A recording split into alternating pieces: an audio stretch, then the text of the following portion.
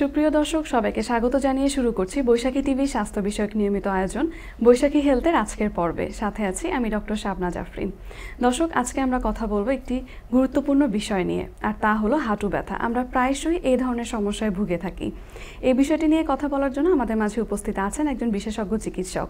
সাথে আছেন অধ্যাপক ডাক্তার মোহাম্মদ রুহুল আমিন, অধ্যাপক ও বিভাগীয় প্রধান, ফিজিক্যাল মেডিসিন ও রিহ্যাবিলিটেশন বিভাগ, স্যার সলিমুল্লাহ মেডিকেল কলেজ ও মিডফোর্ড হাসপাতাল, ঢাকা। চলে যাচ্ছি প্রধান অতিথির কাছে।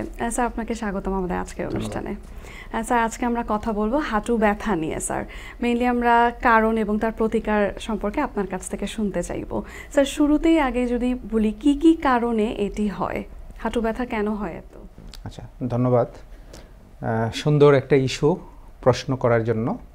তো এই কারণ বলার আগে আমি সুপ্রিয় দর্শকবৃন্দ, আপনাদের যে হাঁটুর যে অ্যানাটমি, কিভাবে এই জয়েন্টটা তৈরি হয় এই ব্যাপারে আমি আগে দেখাচ্ছি। একটা মডেল নিয়ে এসেছি।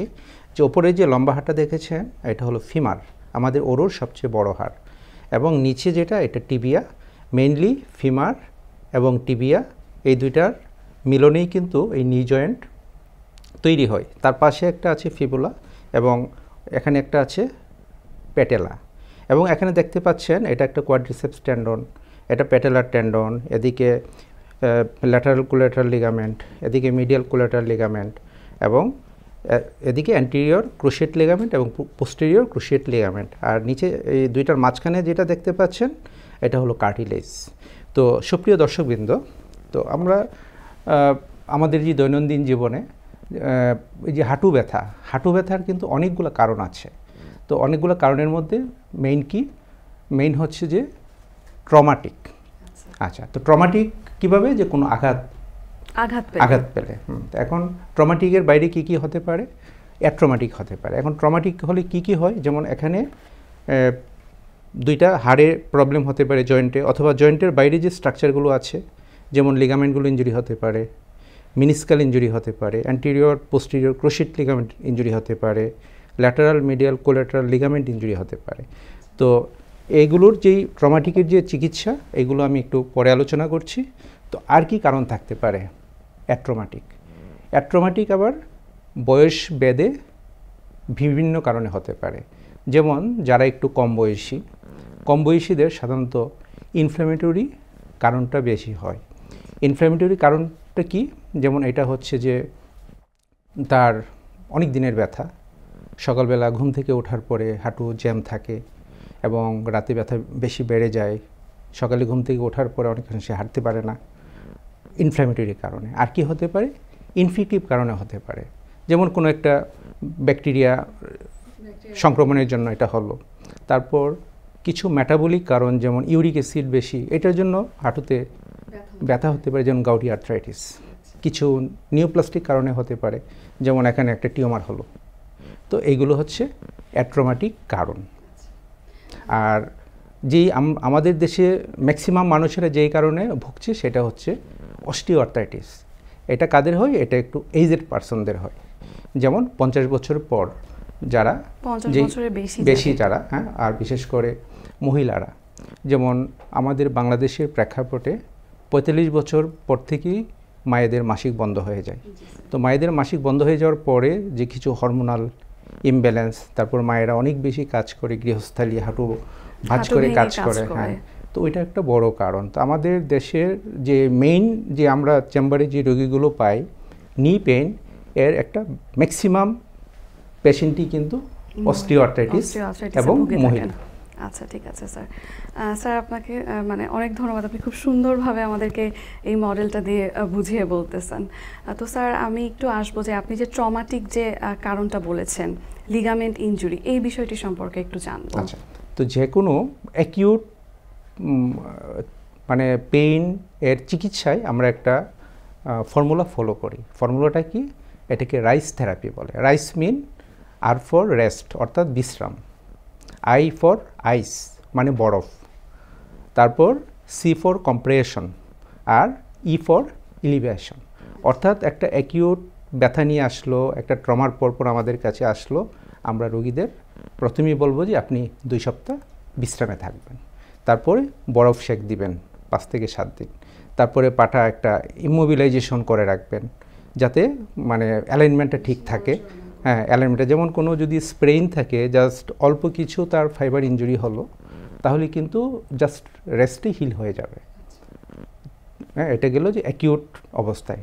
আর যদি ক্রনিক হয়ে যায় তাহলে ক্রনিকের যে চিকিৎসাটা তখন আবার আমরা অন্যভাবে করি। আচ্ছা, ঠিক আছে স্যার। স্যার, কখনো কি মানে কোনো অপারেশন লাগে এগুলোর ক্ষেত্রে? হ্যাঁ, লিগামেন্ট ইনজুরি। এখন লিগামেন্ট ইনজুরি নিয়ে আসার পরে আমরা রোগীকে অ্যাসেস করলাম। অ্যাসেস করে দেখলাম যে তার যেমন অ্যান্টিরিয়র অথবা পোস্টেরিয়র ক্রুশিয়েট লিগামেন্ট তার ইনজুরি হলো। তো ওখানে আমরা একটা ড্রয়ার টেস্ট নামে একটা পরীক্ষা আছে, ওইটা দিয়ে আমরা ক্লিনিক্যালি বুঝতে পারি যে তার something wrong in anterior cruciate অথবা posterior cruciate ligament, anterior drawer test, posterior drawer টেস্টের মাধ্যমে।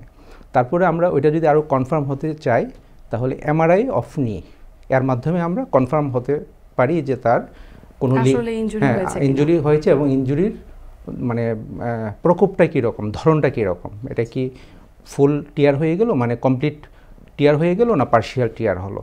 তো পার্শিয়াল টিয়ার হলে আমরা অনেক সময় বেড রেস্ট, তারপরে আমরা কিছু পিআরপি থেরাপি, এটার মাধ্যমে এই পার্শিয়াল টিয়ার আমরা চিকিৎসা করতে পারি। কিন্তু কমপ্লিট যদি টিয়ার হয় তাহলে তার অবশ্যই সার্জারিতে আমরা রেফার করব, ওখানে তার সার্জারি লাগবে। আচ্ছা স্যার, আরেকটা কথা বলবো যে অস্টিও আর্থ্রাইটিস, যেটা আপনি বলছিলেন যে মহিলাদের বেশি হয়, এই বিষয়টি সম্পর্কে একটু শুনবো। অস্টিও আর্থ্রাইটিসের বলার আগে আমি যে এখানে মডেলটা দেখিয়েছিলাম, যে এখানে মেইনলি যে দুইটা হাড়ের মাঝখানে যেই জিনিসটা থাকে এটা হচ্ছে কার্টিলেজ। তো এখানে অ্যাকচুয়ালি বোনের কিন্তু কোনো প্রবলেম হয় না। কি হয়, বয়স বাড়ার সাথে সাথে এই কার্টিলেজটা আস্তে আস্তে ড্যামেজ হইতে থাকে। কার্টিলেজটা যখন ড্যামেজ হয়ে যায় তখনই এই দুইটা হাড়ের মধ্যে যে ঘর্ষণে এই প্রবলেমটা হয়, এই যে অস্টিও আর্থ্রাইটিসটা। এখন অস্টিও আর্থ্রাইটিসের আবার অনেকগুলো স্টেজ আছে। আমরা স্টেজগুলো কিভাবে বুঝি, এটা সিম্পল এক্সরের মাধ্যমে আমরা বুঝতে পারি কার্টিলেজের যে কতটুকু তার ড্যামেজ হলো এটার ওপরে। 4 ধরনের 4টা স্টেজ আছে, stage 1, stage 2, stage 3, stage 4। Stage 1 কি, যে এখানে জাস্ট কার্টিলেজটা অল্প একটু ক্ষয় হওয়া শুরু হলো, 2, 3 একটু বেশি, আর 4 হলো একদম পুরোপুরি ড্যামেজ হয়ে গেল। তো এখন এই চিকিৎসাটাও এই কার্টিলেজের ক্ষয়ের উপর, স্টেজের উপর নির্ভর করে চিকিৎসাটা আমরা করতে পারি। এখন সাপোজ যে আর্লি স্টেজে কেউ আসলো, তাহলে প্রথম তাকে আমরা লাইফস্টাইল মডিফিকেশন দিই। যেমন আপনি কিছুদিন অন্তত হাঁটু ভাঁজ করে কাজ করবেন না, অর্থাৎ একটা চেয়ারের লেভেলের নিচে বসবেন না। তাহলে এই যে একটা গেল যে লাইফস্টাইল মডিফিকেশন। তারপর আমরা এখানে কিছু ফিজিওথেরাপি দিতে পারি। এখানে দেখেন, এখানে এটা কোয়াড্রিসেপস টেন্ডন, এখানে 4টা মাসেলের সংমিশ্রণ এই টেন্ডনটা। আমরা যদি এই মাসেলটাকে স্ট্রেংথেনিং করে দিতে পারি তাহলে কিন্তু যে জয়েন্টের যে মানে স্ট্রেংথেনিংটা বেড়ে যায়। অর্থাৎ নি জয়েন্ট যদি কোনো কারণে পেইন, অর্থাৎ অস্টিও আর্থ্রাইটিসের জন্য পেইন হয়, তখন কিন্তু কোয়াড্রিসেপস যে মাসেলটা এটা উইক হয়ে যায়। তো আমাদের এখানে মেইন হচ্ছে যে কোয়াড্রিসেপস মাসেলটাকে স্ট্রেংথেনিং করার জন্য যে এক্সারসাইজগুলো দিই, এগুলো খুবই ইম্পর্ট্যান্ট। অস্টিও আর্থ্রাইটিসের একটা মানে বড় একটা চিকিৎসার অংশ, যে মাসেলগুলোকে বিল্ড আপ করা। তারপর আমরা কিছু ইন্টারভেনশন দিতে পারি। ইন্টারভেনশন কি, অনেকে স্টেরয়েড ইনজেকশন দেয়, তবে স্টেরয়েড ইনজেকশন এক্সেসিভ দেয়া উচিত না। আমরা এখানে পিআরপি থেরাপি দিতে পারি, পিআরপি থেরাপি। তারপরে আমরা কি করতে পারি, যদি এই medication, lifestyle modification, exercise, physiotherapy, intervention mean PRP therapy, এরপরে যদি রোগী ভালো না হয় তখন নি রিপ্লেসমেন্ট সার্জারি করা লাগতে পারে। অথবা একটা নতুন চিকিৎসা পদ্ধতি আসছে, ওইটা হচ্ছে ওখানে কিছু নার্ভ আছে, নার্ভগুলোকে অ্যাবলেশন করে দেয়া, রেডিও ফ্রিকোয়েন্সি অ্যাবলেশন।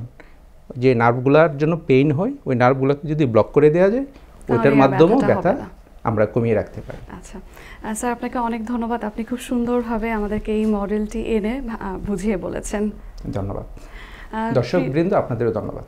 প্রিয় দর্শক, এতক্ষণ শুনছিলেন হাঁটু ব্যথার কারণ ও তার প্রতিকার, এই বিষয়গুলো সম্পর্কে। আশা করি আমাদের এই আলোচনা আপনাদের কাজে দিবে।